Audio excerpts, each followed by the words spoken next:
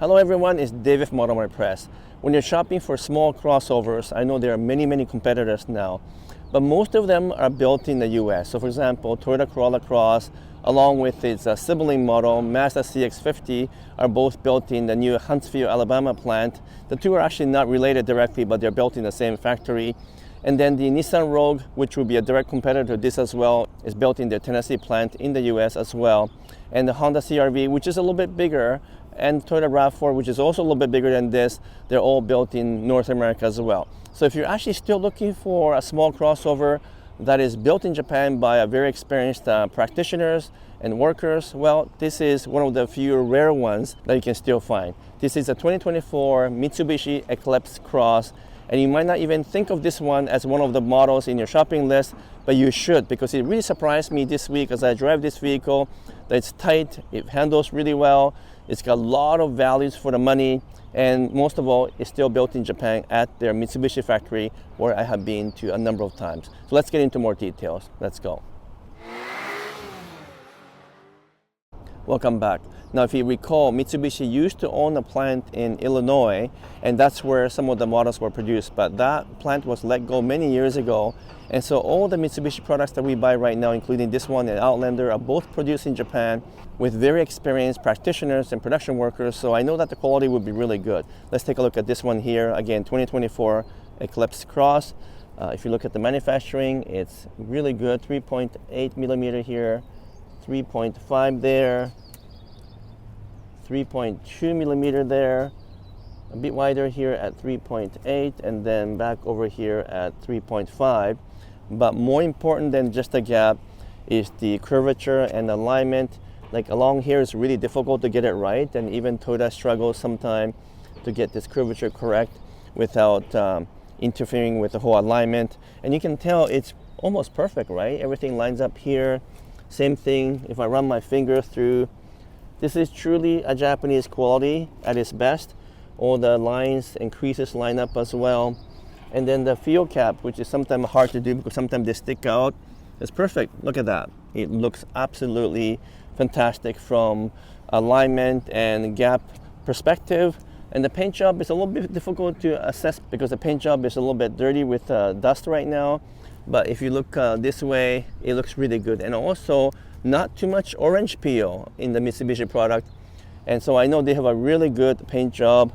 The paint thickness, however, is probably a little bit on the thinner side because most Japanese manufacturing plants have moved to a different kind of paint job, which allows for thinner paint but remain durable as before. So let's take a look at the paint thickness. So I got my usual paint thickness gauge here. Let's take a look to see what the paint thickness looks like. 110 microns over here, 98, one more here, 104, and last one by the door, 99.8. So this is pretty well standard. I expect paint thickness to be between kind of 95 to about 120 microns. Most Toyota products are around the same, so equivalent thickness. These days they use a different kind of paint technology that allows for thinner paint and still retain and maintain durability. So I'm not too concerned about that. Paint job looks great, as I mentioned. Let's take a look inside. Okay, so now I'm inside the Eclipse Cross, and as I mentioned, this one is built in Japan. And you know what? There are definitely differences between this and, let's say, compared to Toyota Corolla Cross or Mazda CX-50 or Nissan Rogue especially, because the different types of materials are being used. So for example, many manufacturers now use hard plastic over here, but look at this one, still using very soft plastic for the entire dash. Wow, you never see that anymore these days. And so it has a good texture, it has a really good feel to it, it doesn't feel cheap even when I hit it. If I do my usual punch test, everything feels really solid. And even the door has a soft plastic. You can kind of feel that. Once again, that's rare these days. Even Toyota has moved to hard plastic. So this is actually really good move by Mitsubishi to retain some of that texture and some of that feel. We do have a little bit of a gloss black, but not too much. Unfortunately, a bit of a small screen, but usable and quite organized and actually quite fast as well. We have the standard HVAC, which thankfully still has lots of buttons and controls. We have 2 USB, and both are data, which is rare these days to have 2 data ports instead of just the charging ports.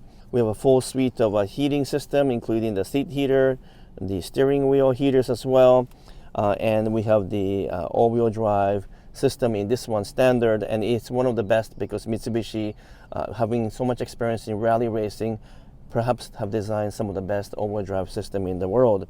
So I'm very happy with the design. Unfortunately, this is a bit small. It does look outdated, but functionality-wise, practicality-wise, quality-wise, everything feels really good, solid, no rattles or squeaks.